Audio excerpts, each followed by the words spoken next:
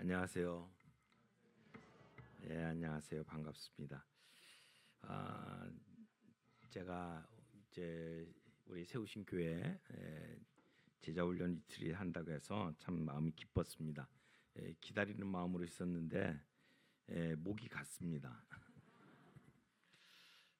좀 무리를 했나 봐요. 그래가지고 월요일 날부터 몸살 기운 확 돌고 그러더니 기침이 좀 나고 그래서 좀 깔아앉고 있는데 목소리가 정상이 아닙니다. 그래서 정말 죄송한 마음이 있는데 좀 듣기가 거북한 목소리일지 모른데 여러분 경청해 주시기를 부탁을 드립니다.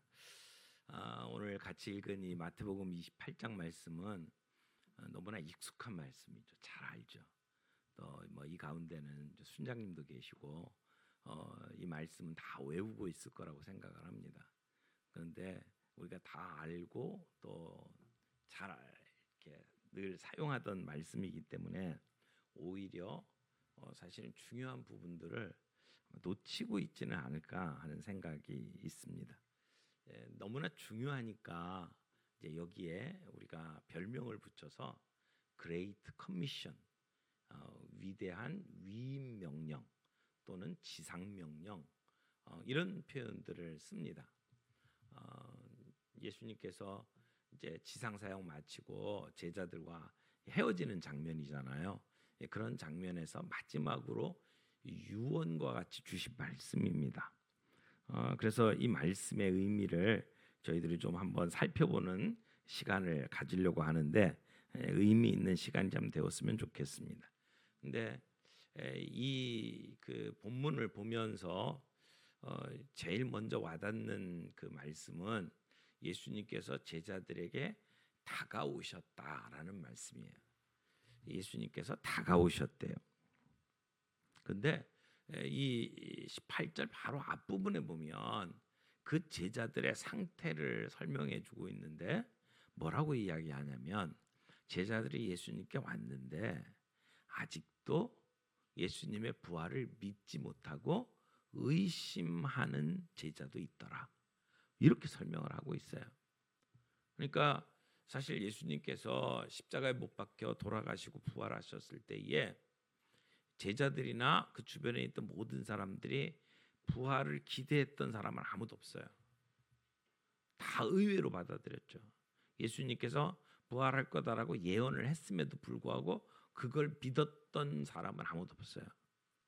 그리고 예수님께서 제자들에게 직접 와서 보여주시면서 확인을 했는데도 불구하고 그 가운데 아직도 예수님의 부활을 믿지 못하는 제자들이 있었다는 거예요. 그런 제자들에게 예수님께서 나와 말씀하여 이르시되 나오셨다라고 얘기해요. 다가오셨다는 말이에요. 그런 제자들, 의심하는 제자들을 향해서 예수님께서 질책하거나 나무라지 않으시고 그들에게 가까이 다가오셨다는 거예요. 그리고 말씀하셨다는 거예요. 그러니까 말씀하기 위해서 그들에게 가까이 다가오신 거죠.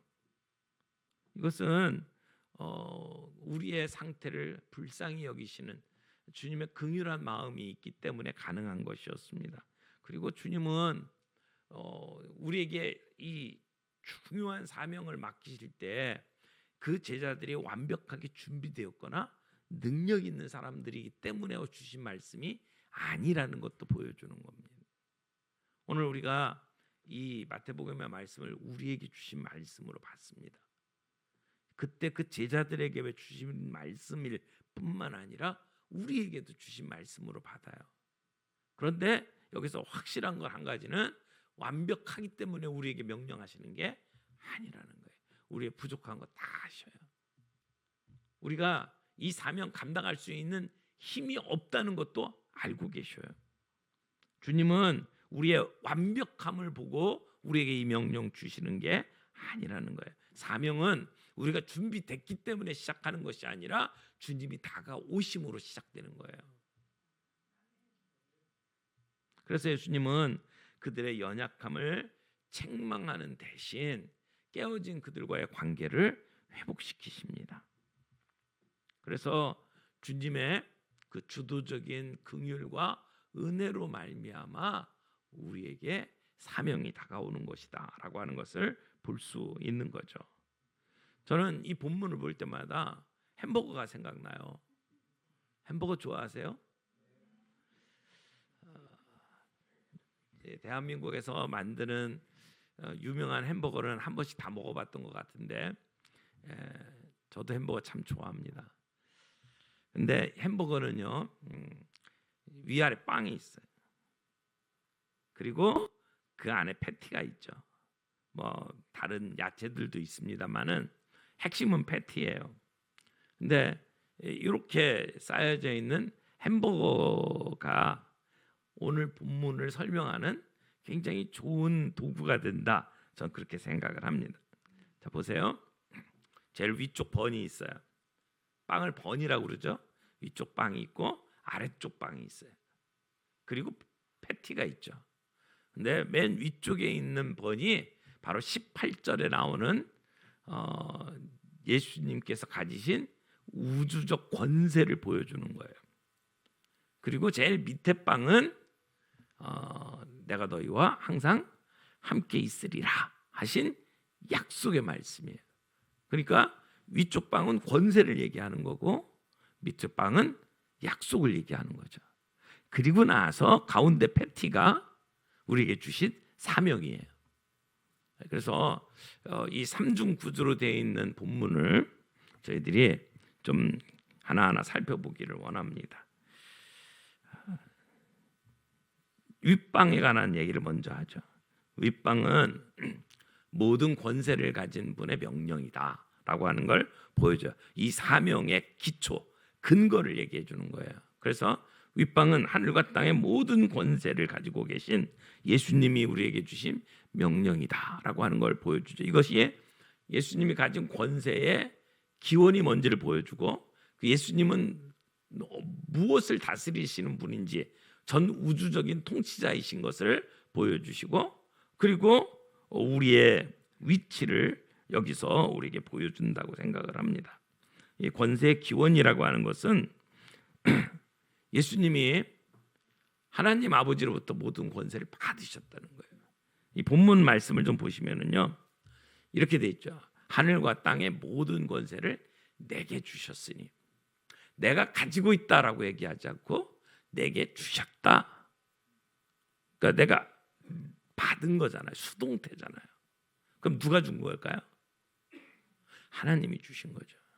그러니까 지금 이 모든 행동의 주체는 하나님이시다라고 하는 것을 보여줘요. 예수님은 권세를 스스로 취한 것이 아니에요. 원래 예수님은 하나님과 동등된 권세를 갖고 계신 분이었지만 우리를 구원하기 위해 이 땅에 사람의 몸을 입고 오셨잖아요. 하늘 모든 권세 영광 버리고 사람의 몸을 입고 이 땅에 오셨어요. 그리고 십자가에 못 박혀 죽고 그리고 다시 살아나시잖아요. 이 십자가의 죽음과 부활 그 사명을 다 감당하셨을 때에 하나님께서 그 예수님에게 그 하늘의 모든 권세를 다시 주시는 거죠. 그래서 권세를 주셨는데 하늘과 땅이래요. 하늘과 땅. 하늘과 땅이 때로는 대조의 의미로 사용되지만 여기에서는 대조라기보다는 짝의 의미로 사용됐다고 생각해요. 모든 권세, 모든 것을 다스리는 권세를 하나님께서 예수님에게 주셨다라고 하는 것이죠. 그런데 이 하늘과 땅의 모든 권세를 내게 주셨다라고 하는 말씀은 사실은 다니엘서 7장에 나오는 그 인자의 권세를 예수님을 통해서 성취했다라고 하는 것을 보여주는 말씀이기도 해요. 그러니까 언젠가 인자에게 하늘과 땅의 모든 권세를 주시겠다라고 약속을 했었는데 그 약속의 사람이 바로 예수 그리스도다라고 이야기를 하는 거죠. 메시아의 권세를 다시 회복시켜 주셨다라고 하는 겁니다. 그러면서 그 모든 권세를 가지고 있는 예수님의 명령이다. 여러분 우리가 어떤 명령을 받아도 그게 누가 명령 내린 거냐, 이게 참 중요하잖아요. 누가 명령을 했느냐, 이게 참 중요해요. 지금 이 말씀은 명령이에요. 온 우주 만물을 다스리는 통치자의 명령이에요. 단순한 명령이 아니에요. 왕이 명령을 내리면 뭐라고 그래요? 어명이라고 그러잖아요. 어명보다 높은 명령이에요. 온 우주 만물을 다스리시는 통치자의 명령, 엄중한 명령이다라고 하는 것을 여기 얘기를 하는 거예요. 하늘과 땅의 모든 권세를 내게 주셨으니. 그러므로 이 말씀은 가볍게 여길 수 있는 말씀이 아니에요. 피할 수 있는 게 아니에요. 내가 하겠다 말겠다 선택의 여지가 있는 게 아니에요. 명령이에요. 거기에는 순종만 남아있을 뿐이죠. 자, 그러면 이제 패티로 내려와 보죠. 패티. 본질이잖아요. 본질적인 그 메시지가 뭐냐? 제자를 삼으라라고 하는 거예요. 여기 명령이 제자를 삼으라라고 하는 명령이다. 이 굉장히 중요한 얘기예요. 왜냐하면 본문을 보게 되면 한국말로 보면 명령형이 한 4-5가지로 나뉠 수 있어요. 가라, 그 다음에 제자 삼아라, 그 다음에 세례를 베풀어라, 그리고 가르쳐라. 근데 그것도 가르쳐 지키게 하라. 이렇게 보면 5개나 나와요. 그러면 굉장히 많은 명령을 주는 것처럼 보이잖아요. 온 세상의 통치자가 우리에게 명령을 주시는데 너무 많아. 너무 부담돼. 그런데 사실은요, 이것을 헬라어로 보게 되면, 원문을 보게 되면 명령이 하나예요. 딱 하나의 명령이에요. 하나의 명령이 제자 삼으라라고 하는 것이 본동사예요. 2인칭 복수 명령형. 그러니까 2인칭이라는 것은 한 사람에게 준 명령이 아니라는 거죠. 공동체에 주신 명령이죠. 그리고 명령형이에요. 그런데 나머지 가라, 세례를 주라, 그 다음에 가르쳐 지키게 하라는 분사 구문으로 돼 있어요. 영어로 표현하면 뒤에다가 ing를 붙이는 거예요. 가라, go, 거기에 ing, going, 그 다음에 세례를 주고 baptizing, 그 다음에 가르치는 것 teaching, 이렇게 돼 있어요. 그 얘기는 뭐예요? 그렇게 해서 제자를 삼으라는 거예요. 가서 제자 삼고, 세례를 줘서 제자 삼고, 그리고 가르쳐서 제자 삼아라, 이렇게 돼 있는 거예요. 그러면 예수님께서 우리에게 주신 분명한 마지막 명령은 뭐예요? 제자 삼으라는 거예요. 제자 삼아라. 여러분, 제자가 뭐예요? 제자를 삼으래요.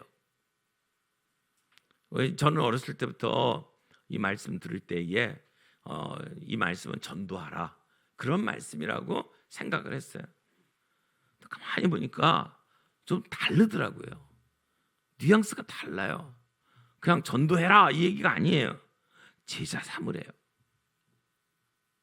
제자가 뭘까요? 제자는 단순히 믿는 사람을 얘기하는 게 아니에요. 제자는요, 예수님을 따르는 사람이에요. 예수님의 인격과 예수님의 삶을 배우고 따르는 사람. 그리고 결과적으로는 이 제자는 다른 제자를 삼는 사람까지 포함을 해요. 그래서 이 제자가 단순한 믿는 사람이 아니다라고 하는 것을 우리가 먼저 기억할 필요가 있어요.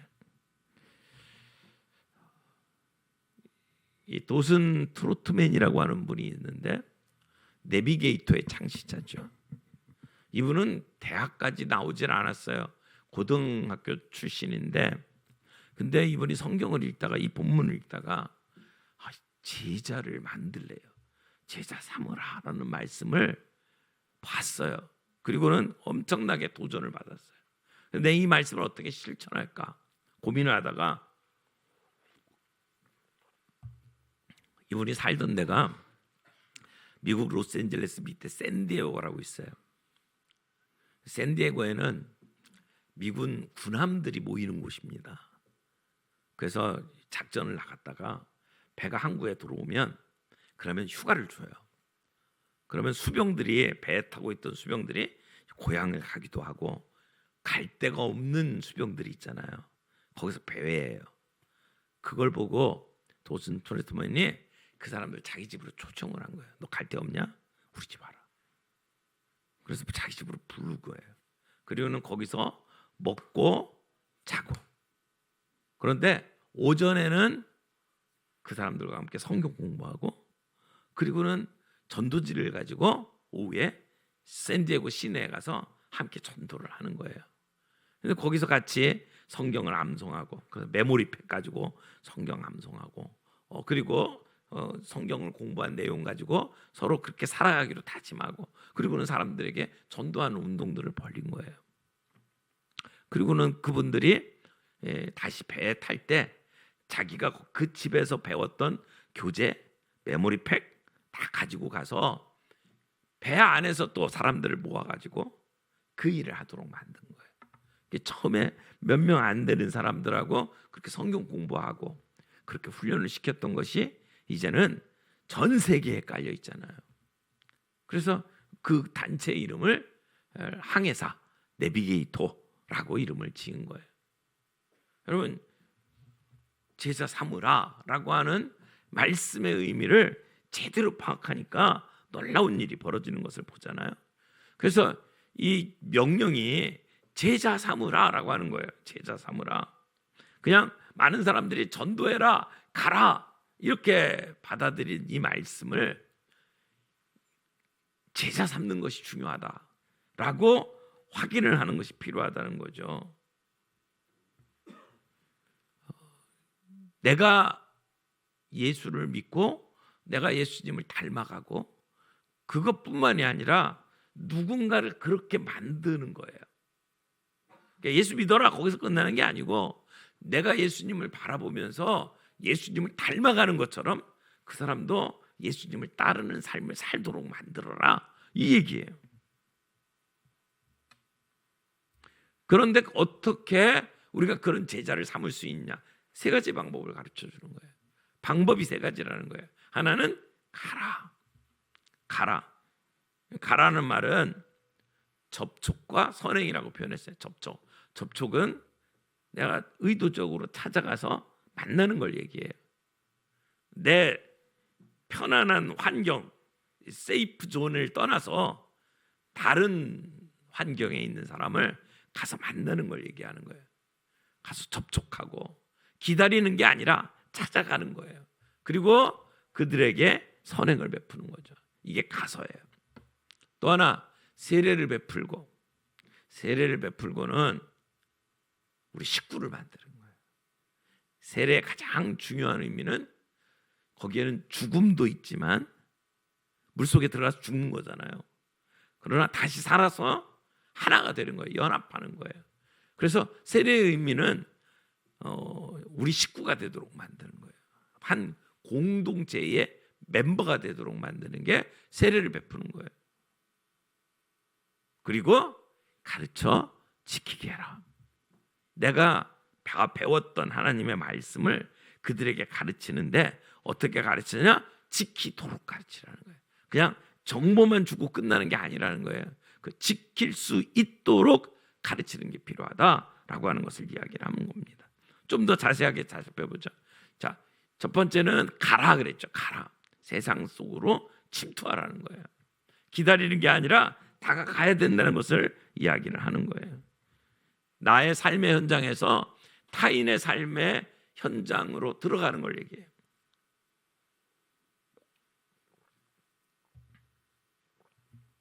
관계를 맺는 걸 얘기하잖아요. 그래서 이 가라라고 하는 것은 지리적인 이동만을 의미하는 게 아니라 내 삶의 현장에서 다른 사람의 삶의 속으로 들어가는 걸 얘기해요. 의도적인 접촉이라고 표현을 하는 거죠. 그냥 단순히 도움의 손길을 내미는 것을 넘어서서 관계 속으로 들어가는 거예요. 친구가 되는 거예요. 여러분, 전도라고 하는 게 불특정 다수에게 하는 전도도 있죠. 뭐 이렇게 모르는 사람들한테 이렇게 전도지 나눠주는 것도 전도예요. 그런데 여러분, 그렇게 전도지 나눠줘 가지고 교회 들어오는 사람이 몇 명이나 될까요? 제가 아는 선배가 사랑의 교회에 있다가 개척을 하겠다고 사표를 냈어요.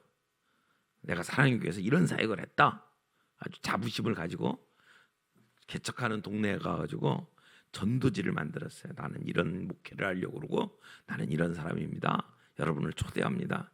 3만 장 찍었어요. 그리고 그 동네 쫙 돌렸거든요. 그 다음 주에 몇 명 할게요?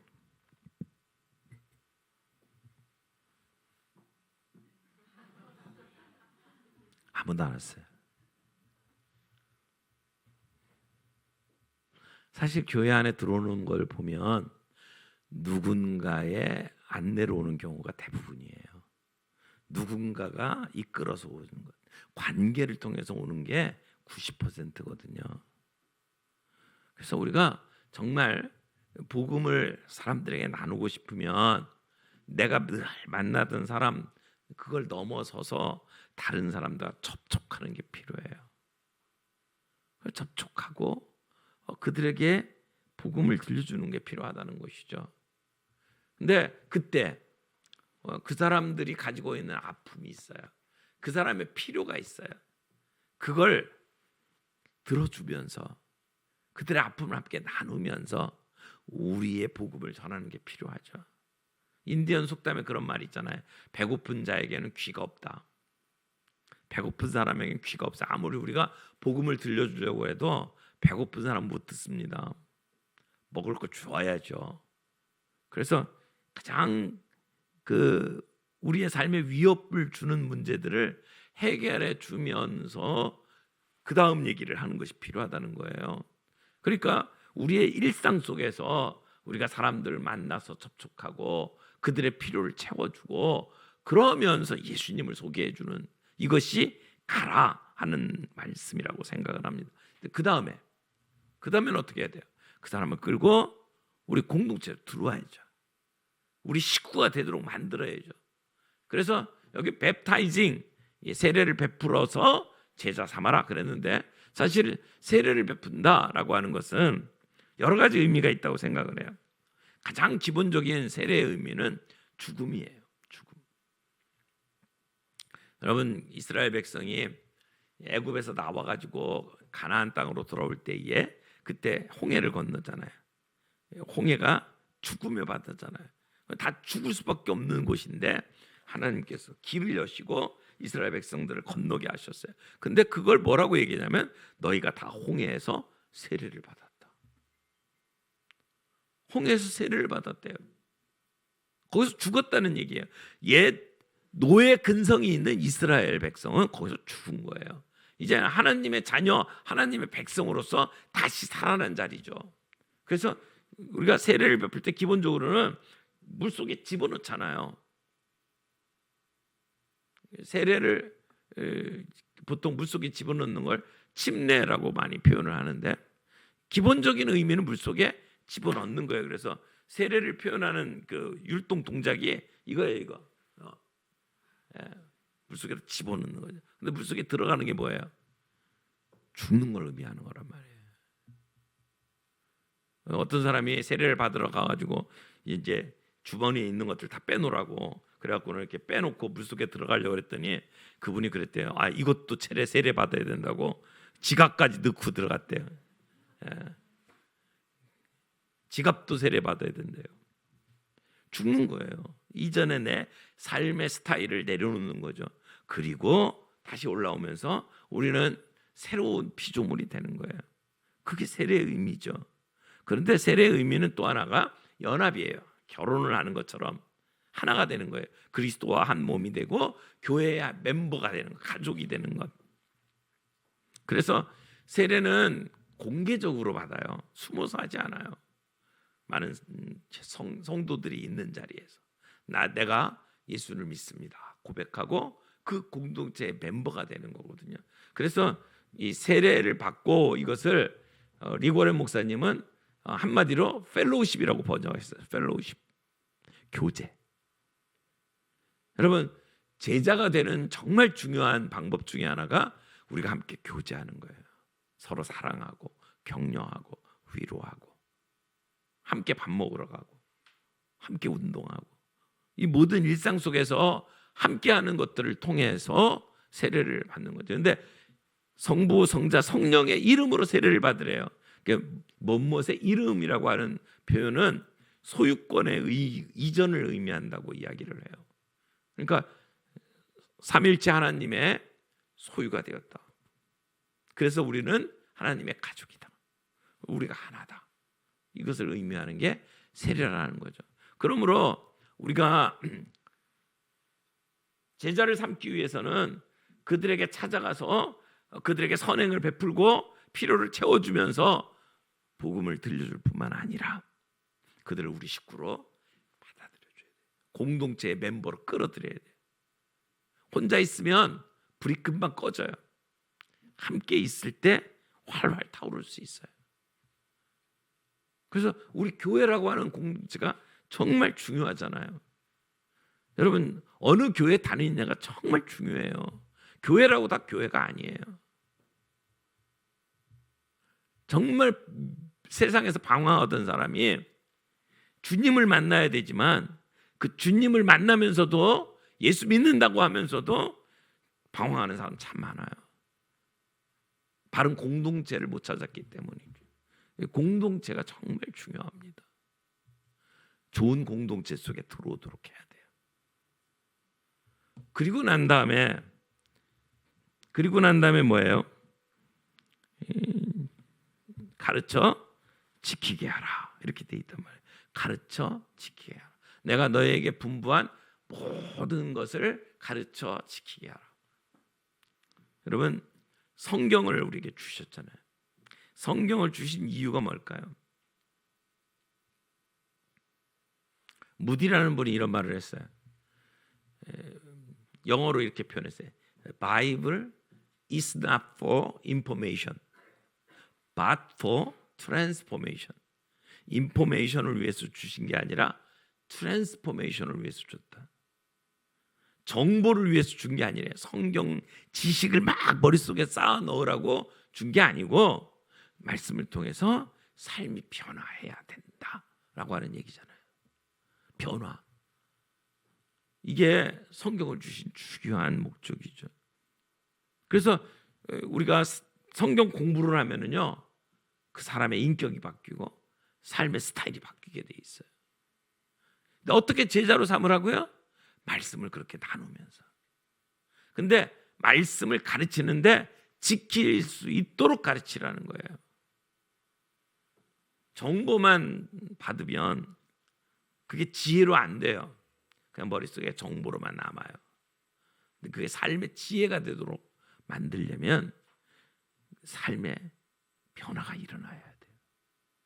근데 우리가 성경을 아무리 암송을 많이 해도 암송한 말씀이 우리를 변화시키는 게 아니에요. 그게 내 가슴속에 새겨야 되잖아요. 이런 말 하잖아요.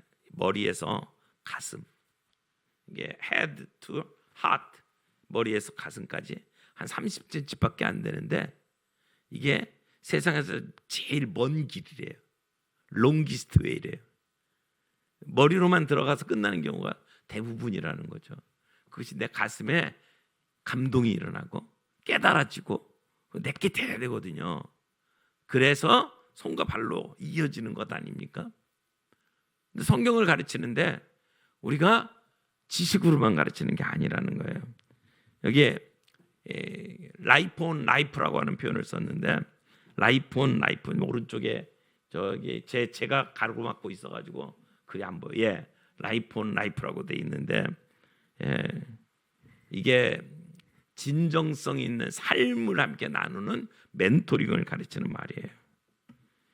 우리가 말씀을 가르칠 때에 내 인생을 걸어야 된다는 겁니다. 그냥 정보로 전달하는 게 아니라, 사도 바울이 그랬잖아요. 내가 그리스도를 본받는 자 된 것처럼 너희는 나를 본받아라. 나를 걸어야 돼요. 그렇다 카더라가 아니고 내가 살아보니까 그렇더라. 내 삶을 걸고 삶과 삶이 만나는 그런 제자 훈련이 필요하다는 거죠. 그럴 때에 그 사람이 나와 같이 예수님을 바라보고 예수님께 헌신하고 그리고 예수님을 위해서 자기의 은사를 드리고 그렇게 살아가는 삶을 살 수 있게 된다는 겁니다. 이게 제자 삼는다라는 말이에요. 그러니까 제자 삼아라, 제자 훈련 이런 표현이 단순한 표현이 아니에요. 가야 돼요. 접촉해야 돼요. 그들의 필요를 채워주면서 예수님을 소개해야 돼요. 그리고 우리의 식구를 만들어야 돼요. 함께 먹고 함께 살아야 돼요. 함께 기뻐하고 함께 슬퍼해야 돼요. 그런 가운데 하나님의 말씀을 가지고 변화시켜 줘야 돼요. 그렇게 살아가도록 지켜내도록 가르치는 게 필요하다는 겁니다. 근데요, 그렇게 하는 일이 쉬운 일이 아니에요. 여기에 제자가 학생이 아니라 도제라고 하는 표현을 썼잖아요. 어퍼렌테스라고 표현했는데, 도자기를 배우러 가면 도자기는 이렇게 만드는 거다, 지름 몇 센치, 두께 몇 센치 뭐 이런 식으로 안 가르쳐요. 손으로 만져야지 되죠. 여러분, 수영장 규격이 얼마고 그거 중요한 거 아니에요. 물속에 들어가서 떠야 되거든요. 그래서 수영을 해서 살아남아야 되거든요. 말로 되는 게 아니란 말이에요. 예수를 믿고 살아가는 것도 정보 가지고 되는 게 아니에요. 살아내야 되는 거예요. 운동하고 비슷해요. 운동. 여러분 어떤 운동 하십니까? 어떤 운동이든지요. 운동에 몇 가지 원리가 있는데 그 중에 하나는 힘을 빼는 거예요. 뭐든지 힘을 빼래요. 힘이 안 빠져요. 힘 빼는 원리를 아는데 몇 년 걸려요. 근데요, 시키는 대로 운동을 하면은 근육이 아파요. 안 쓰던 근육을 쓰면 근육이 아프죠. 근데 아프다고 포기하면 못 배워요. 아픈 거 감당하고 또 똑같은 운동을 해서 근육을 바꿔야 돼요. 그리고 그 기억을 몸에다가 메모리 시켜야 돼요. 이 선생님이 코치가 이렇게 하는 거다라고 가르쳐 주는데 이해가 돼요. 문제는 내 몸이 안 따라주는 게 문제죠. 어떻게 돼요? 해보는 수밖에 없어요. 그래서 내 몸이 기억할 때까지 연습을 하는 거죠. 여러분, 말씀을 따라 살아가는 것도 저는 같은 거라고 생각을 해요.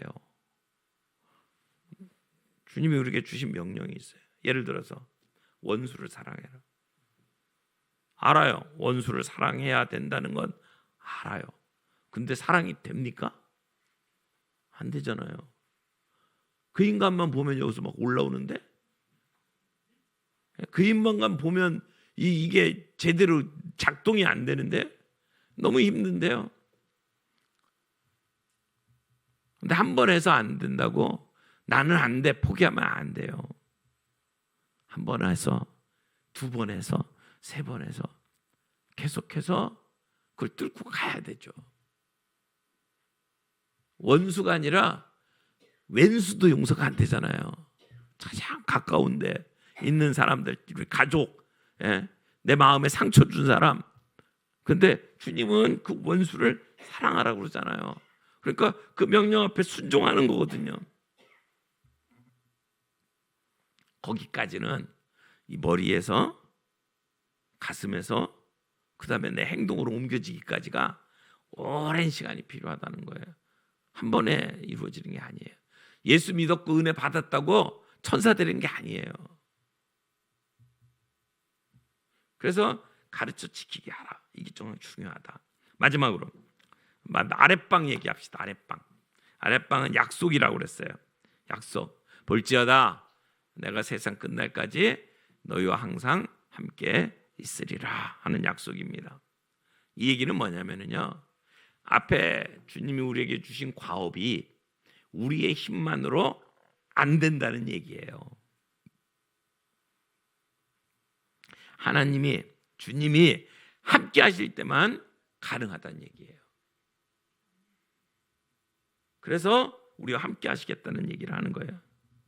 그러니까 우리에게 주어진 그 사명을 우리의 실력, 우리의 능력으로 감당할 수가 없다는 거로. 주님이 함께 하셔야 된다는 얘기예요.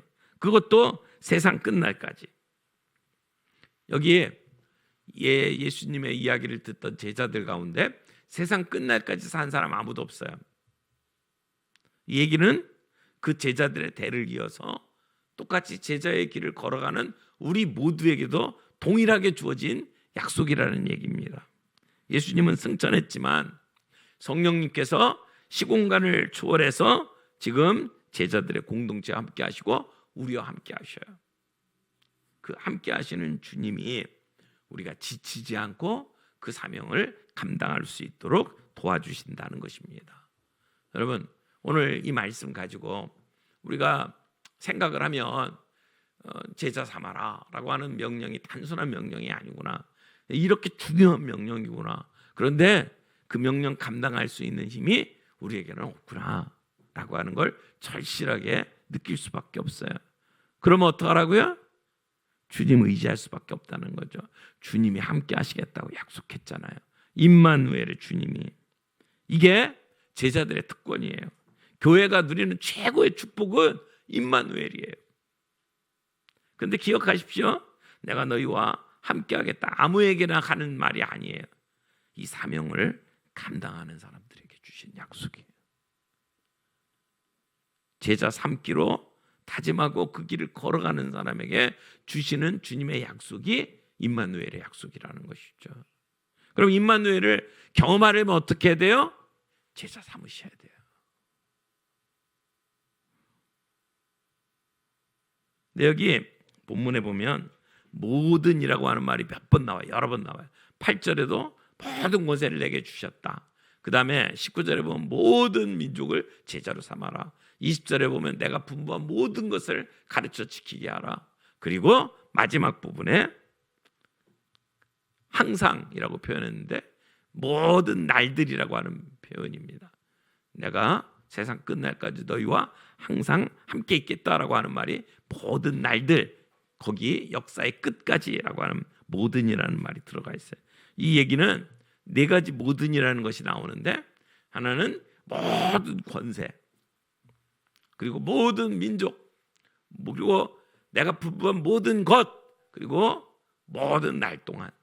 이 모든이라는 말을 가만히 살펴보세요. 예수님이 하늘과 땅의 모든 권세를 갖고 계셔요. 통치권을 갖고 계시는 거죠. 그게 우리에게 주신 사명의 출발점이에요.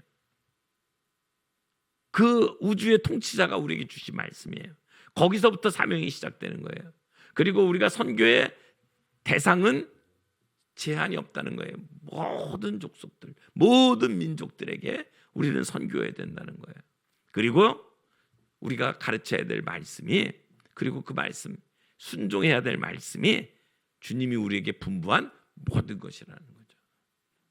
그리고 또 하나, 세상 끝날까지 영원히. 그래서 예수님의 권세, 윗방, 그리고 예수님이 우리와 함께 하신다는 임마누엘, 현존이 함께 우리의 사명을 감싸고 있다라고 하는 것을 우리 본문을 통해서 우리가 정리해줘. 그래서 왜 햄버거여야 되느냐? 위아래 빵이 없으면 우리가 제자 훈련을 제대로 감당할 수가 없어요. 제자 삼으라 명령하셨지만 그 온 우주의 통치자이신 주님의 권세가 우리와 함께하지 않는 한 우리는 그 사명 감당할 수 없다라는 거예요. 그렇지만 또 가운데 패티가 너무너무 중요하잖아요. 이게 우리의 본질이에요. 교회의 본질. 오늘 교회가 우리끼리만 모여가지고 내게 강 같은 평화만 외쳐가지고 안 된다는 거예요. 우리는 궁극적인 사명을 가지고 있어요. 제자 삼아야 되는 사명. 그걸 빼놓고 우리끼리 아무리 좋아봤자 소용이 없어요. 우리끼리 아무리 좋은 환경에서 즐겁게 보내도 소용없단 말이에요. 그게 본질이 빠진 거예요. 안고 없는 빵이에요. 그러므로 오늘 우리는 가서 세례를 베풀고 가르쳐 지키게 하는 제자 삼는 사역을 해야 돼요. 누구에게 주신 명령일까요? 우리 각자 모두에게 주신 명령이에요. 이 명령은 목사님에게 주신 명령만이 아니에요. 예수를 믿는 모든 사람, 제자들에게 공동체에 주신 말씀이에요. 그러므로 우리 교회가 제자 삼는 이 사명 그냥 무시하면 안 돼요.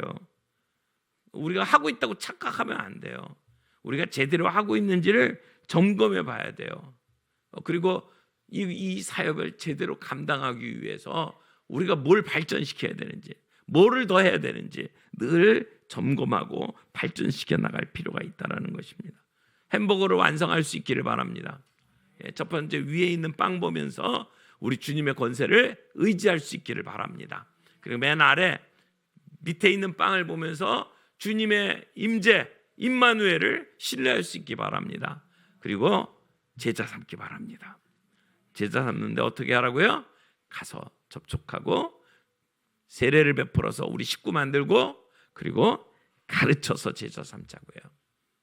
그렇게 내 사역을 통해서 세워진 제자가 있는지 언젠가 주님 앞에 서게 되면 주님이 반드시 물어볼 거라고 저는 생각해요.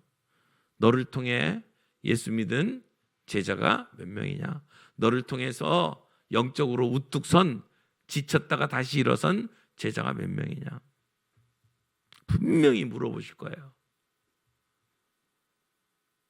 그래서 30배, 60배, 100배의 열매를 끌어안고 주님 앞에 서서 주님, 제게 주신 시간, 제게 주신 체력, 제게 주신 능력 가지고 이렇게 살았습니다 라고 주님 앞에 고백할 때에 주님께서 착하고 충성된 종아 잘했다, 잘했다 그렇게 칭찬하는 저와 여러분들이 되기를 바랍니다.